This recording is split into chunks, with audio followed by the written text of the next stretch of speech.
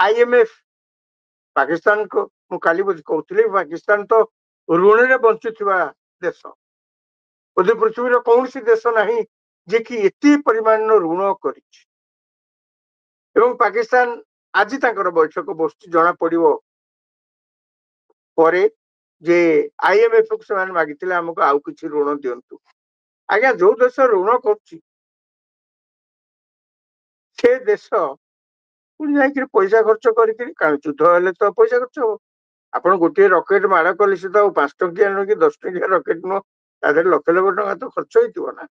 जो देश टंका नहीं खायापी जो देश अटा केजी कहीं कौन जो देश अंडा गोटाक माने आकाश छुआ दर सब जो देश भी पानी आम तो बंद कर देचु सिंधु नदी अवस्था आहरी खराब है से देश पुणी अंटारे गामछा भिड़िकी युद्ध करने कहीं बाहर एते लज्जाहीन भाव में पाकिस्तान पुणी आईएमएफ को ऋण मागी ऋण किसी आम बचू टका पैसा अभाव अच्छी आईएमएफ आज बैठक बस माने एणे ऋण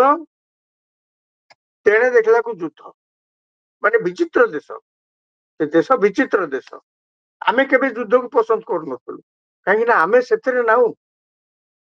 क्षति जदि हुए युद्ध रे आमर बेसी हम कहीं आम हूँ पृथ्वीर अन्यतम बृहत्तम अर्थनीति आम या भितर पृथ्वीर कह गले तृतीय बृहत्तम अर्थनीति हो सारूँ 5 थिलु 5 रु 4 या भितर तो निश्चित भाव में सारूँ 4 रु 3 आड़ को आम मुहाईचु खूब द्रुत गति जे आम के चेष्टा कर पाकिस्तान एत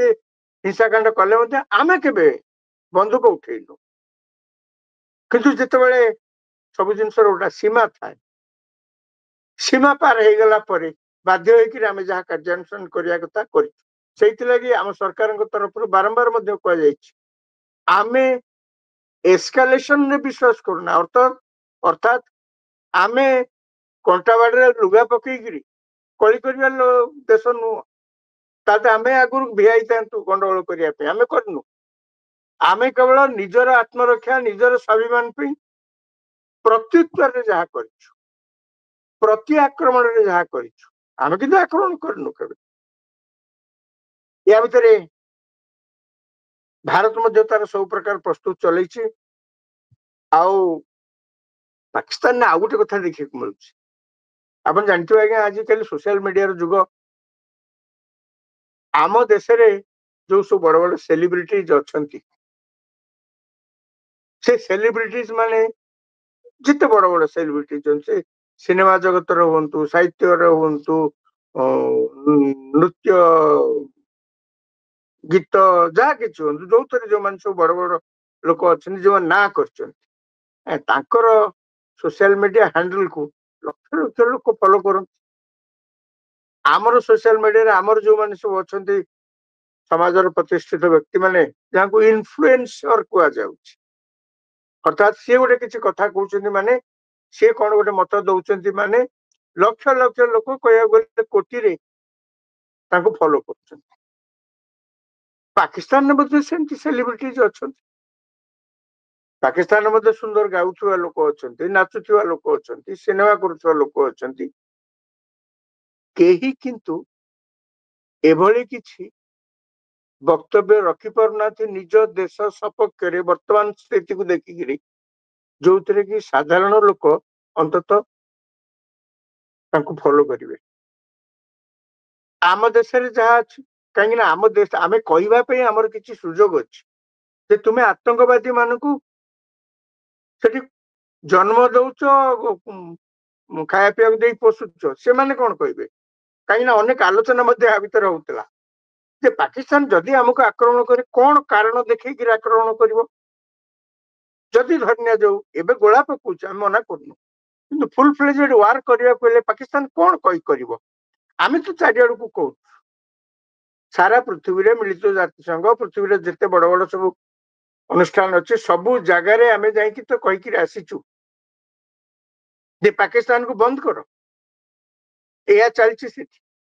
तेणु आम जिते आम उपर आसला आम से कार्यानुष्ठान आरंभ कर पाकिस्तान भारत विरुद्ध कौन कह ଆମେ ତ କିଛି ତାଙ୍କର କରୁନୁ,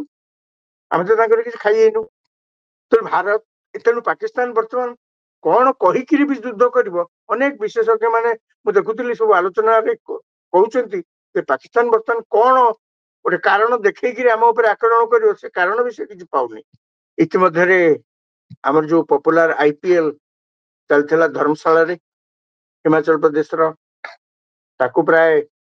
ଅନିର୍ଦ୍ଦିଷ୍ଟ କାଳ ପର୍ଯ୍ୟନ୍ତ ବନ୍ଦ କରିଦିଆଯାଇଛି, କାହିଁକି ନା ସୀମା ପାଖ ତ। ତେଣୁ BCCI ରିସ୍କ ନବାକୁ ଚାହିଁନି। ଭଲ ନିଷ୍ପତ୍ତି ସେମାନେ ନେଇଛନ୍ତି। ସେମାନେ ସରକାରଙ୍କ ସହିତ ସମ୍ପୂର୍ଣ୍ଣ ଯୋଗାଯୋଗରେ ଅଛନ୍ତି ଏବଂ ସରକାରଙ୍କର ପରାମର୍ଶ ଅନୁସାରେ ସେମାନେ IPL କୁ ବର୍ତ୍ତମାନ ସେଠି ବନ୍ଦ କରାଯାଇଛି ଧର୍ମଶାଳାରେ ଅନିର୍ଦ୍ଦିଷ୍ଟ କାଳ ପାଇଁ। 7 ଦିନ ପରେ ସେମାନେ ଦେଖିବେ ପରିସ୍ଥିତି କୁଆଡକୁ ଯାଉଛି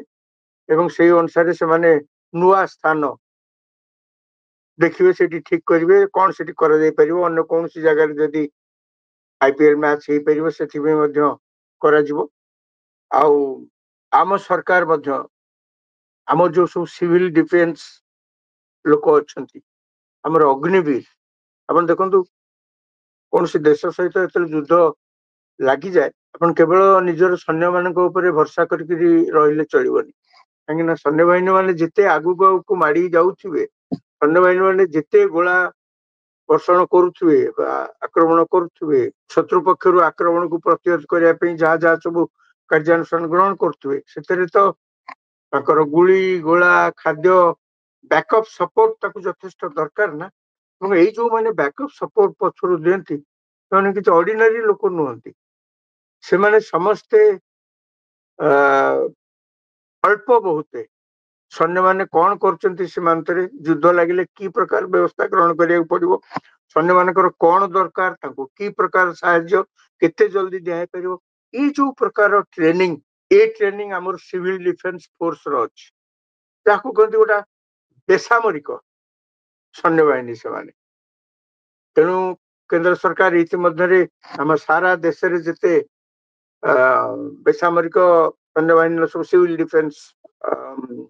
ଲୋକ ଅଛନ୍ତି ସବୁ, ତାଙ୍କୁ ସବୁ ବର୍ତ୍ତମାନ ନିର୍ଦ୍ଦେଶ ଦିଆଯାଇଛି ସେମାନେ ସବୁ ସୈନ୍ୟମାନଙ୍କର ତାଙ୍କୁ ବ୍ୟାକଅପ୍ ସପୋର୍ଟ ଦେବା ପାଇଁ ସେମାନଙ୍କୁ ନିଯୁକ୍ତି କରାଯିବ। ଦ୍ୱିତୀୟ କଥା ହଉଛି ଯୋଉଟା ସବୁଠୁ ଆପଣଙ୍କର ମନେ ଥିବ, ଯେତେବେଳେ କେନ୍ଦ୍ର ସରକାର ଅଗ୍ନିବୀର ବ୍ୟବସ୍ଥା ଆରମ୍ଭ କଲେ, ସାରା ଦେଶରେ ଆମର ଯୋଉମାନେ ସବୁ ନେତା ସବୁ ଥିଲେ ସେ କଣ ବୁଝିଲେ, ସେତେବେଳେ ସବୁ ଲୋକଙ୍କୁ ମତେଇ ନାନା ପ୍ରକାର ହିଂସାକାଣ୍ଡ କଲେ। ବିହାରରେ ତ ନିଆଁ ଲଗେଇଦେଲେ ଟ୍ରେନରେ, କି ଆଶ୍ଚର୍ଯ୍ୟ କଥା। ସରକାର ବାରମ୍ବାର ସେତେବେଳେ କହିଲେ ଯେ ଅଗ୍ନିବୀରର ଉଦ୍ଦେଶ୍ୟ ହଉଛି ଆପଣ ଗୋଟେ ସର୍ଟ ଟର୍ମ କୋର୍ସରେ ପୁରା ସେନାବାହିନୀରେ ଯେମିତି ସମସ୍ତେ ସୈନ୍ୟମାନେ ଯେମିତି ଅଛନ୍ତି ଆପଣ ମାନେ ମଧ୍ୟ ସେମିତି ସୈନ୍ୟବାହିନୀର ସବୁ ମର୍ଯ୍ୟାଦା ଉପଭୋଗ କରିବେ, ସବୁ ପ୍ରକାର ଷ୍ଟାଟସ ଆପଣଙ୍କୁ ଦିଆଯିବ ଏବଂ ଆପଣଙ୍କର ସର୍ଭିସ ପିରିୟଡ ଏତିକି ଅଳ୍ପ ସମୟ ପାଇଁ ହବ ଏବଂ ଯେତେବେଳେ ଆପଣଙ୍କୁ ରିଟାୟାର କରାଯିବ ସେତେବେଳେ ମଧ୍ୟ ପ୍ରବଳ କମ୍ପେନସେସନ ସରକାର ମଧ୍ୟ ଦେଇଥିଲେ। ସରକାରଙ୍କର ଉଦ୍ଦେଶ୍ୟ ଥିଲା ଯେ ଏଇଭଳି ଭାବରେ, କାହିଁକିନା ଅନେକ ଦେଶ ଅଛି ପୃଥିବୀରେ ଯୋଉଠି ଆପଣ କିଛି ବର୍ଷ ଯାଇକିରି ସେନାବାହିନୀରେ କାମ କରିବାକୁ ବାଧ୍ୟ। ଏବଂ ଇଂଲଣ୍ଡର ଯେ ରାଜକୁମାର ମଧ୍ୟ ସିଏ ମଧ୍ୟ ଯାଇକିରି ସେନାବାହିନୀରେ କିଛି ଦିନ, ତାଙ୍କ ଦେଶର ବ୍ୟବସ୍ଥା ସେୟା ଅଛି। ସାଉଥ କୋରିଆ କୁହନ୍ତୁ, ନର୍ଥ କୋରିଆ କୁହନ୍ତୁ, ଅନେକ ରାଜ୍ୟ ଅନେକ ଦେଶ, ଆମେରିକାରେ ମଧ୍ୟ ତାଙ୍କର ଅନେକ ଲୋକ ଯାଇକିରି ଡିଫେନ୍ସରେ କାମ କରନ୍ତି, ତାପରେ ଆସିକିରି ସେମାନେ ଅନ୍ୟ ଯାହା କାମ କରନ୍ତି। ଆମ ଦେଶରେ ସେ ପ୍ରକାର ବ୍ୟବସ୍ଥା ନାହିଁ। ଯାହାର କେବଳ ଇଚ୍ଛା ହେଲା ସରକାରଙ୍କ ଯେତେବେଳେ ଆଡଭର୍ଟାଇଜମେଣ୍ଟ ବାହାରୁଥିଲା, ଯେତେବେଳେ ରିକ୍ରୁଟମେଣ୍ଟ ହଉଛି ସେନାବାହିନୀରେ ରିକ୍ରୁଟମେଣ୍ଟ, ସେତେବେଳେ ଯାଉ। କିନ୍ତୁ ସରକାର ଏଡେ ବଡ ଦେଶ, 140 କୋଟି ଲୋକଙ୍କ ଦେଶ,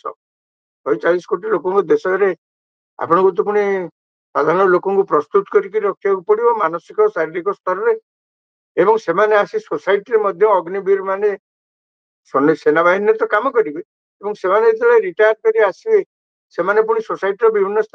ଜାଗାରେ ସେମାନଙ୍କର ପୁଣି ଅବସ୍ଥାପିତ ହେବେ, କିଏ କଣ ବିଭିନ୍ନ ପ୍ରକାର ସବୁ କାର୍ଯ୍ୟରେ ସହିତ ପୁଣି ଲାଗିବେ ନା ଘର ଚଳିବା ପାଇଁ,